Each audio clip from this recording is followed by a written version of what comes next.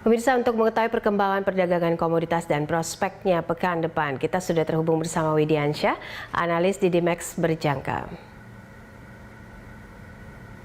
Ya, Mas Widi, bagaimana volume transaksi dan harga emas hingga sore ini? Oke, untuk volume transaksi sampai pada pukul 14.00 waktu Indonesia bagian Barat, terpantau volume transaksi emas sebanyak 1.116 volume transaksi hingga sore ini, dan disusul kedua tertinggi oleh kopi Arabica sebanyak 286 volume transaksi, seperti itu. Oke, lalu soal buy on weakness nih, apakah buy on weakness masih akan menjadi rekomendasi hingga akhir Juni? Oke, untuk buy on weakness sendiri, emas masih menemukan pijakannya di kisaran 1.768 US dollar per troy ounce. Setelah logam mulia pekan lalu mencatat kinerja mingguan terburuk dalam 15 bulan setelah pasar menilai sikap baru The Fed yang lebih hawkish, yang memiliki wacana untuk menaikkan suku bunga sebanyak 2 kali secara bertahap sampai dengan tahun 2023 nanti. Secara sekilas, kita harus melihat harga untuk menguji ulang posisi terendah Maret-April, namun perhatikan di mana emas menemukan support. Pada grafik mingguan jelas bahwa emas dalam tren naik jangka panjang. Dengan demikian, trader agresif bisa mengambil posisi beli untuk menangkap potensi rebound setelah menangkap tren naik jangka panjang diperkuat oleh indikator MA100 pada grafik mingguan untuk mengandalkan dari emas yang didorong salah satunya oleh tingkat inflasi, seperti itu. Oke. Lalu seperti apa kondisi dari kakao, mungkin CPO dan komoditas yang lain, Mas Widi? Oke, kita tahu bahwa Malaysia dan India masih menerapkan kebijakan lockdown terkait kasus COVID-19 ini. Kita tahu bahwa kedua negara tersebut merupakan pengaruh besar terhadap supply and demand crude palm oil atau CPO ini. Malaysia merupakan produsen besar CPO, sedangkan India merupakan negara impor terbesar kedua setelah Tiongkok. Dampak dari lockdown negara tersebut tentunya dapat mempengaruhi supply maupun demand dari harga komoditasnya.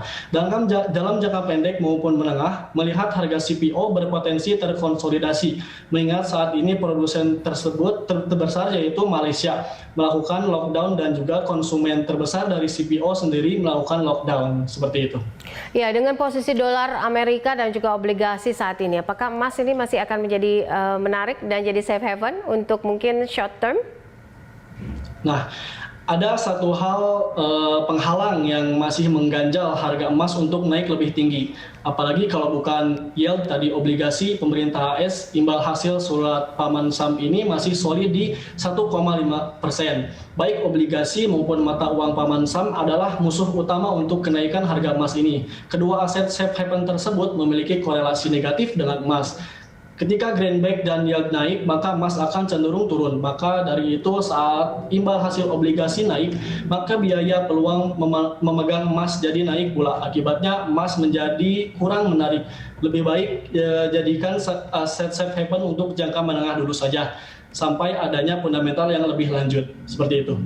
Oke, untuk pekan depan apakah emas ini masih bisa bertahan nih, stabil di atas 1.800, Mas Widi? Nah, para investor akan memperhatikan dulu nih, apakah data makroekonomi termasuk data manufaktur dan ketenagakerjaan akan membaikkah atau tidak. Emas saat ini berada cukup baik setelah berhasil menembus angka 1.800. Namun target untuk tahun ini masih cukup jauh, yaitu di angka 1.900 US dollar per troy ounce. Hal yang perlu diperhatikan pada minggu ini adalah data ISM manufaktur dan NFP atau non-farm payroll.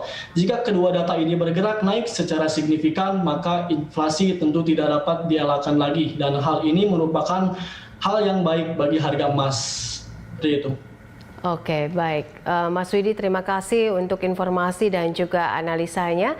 Pemirsa, Widiansyah, analis dari Didimex Berjangka. Ya, pemirsa, sampai di sini closing market menemani sore hari Anda. Jangan lupa untuk tetap memperhatikan protokol kesehatan untuk mencegah corona. Atas nama seluruh kerabat kerja yang bertugas, saya Poppy Zaidra mengucapkan terima kasih atas kebersamaan Anda. Sampai jumpa.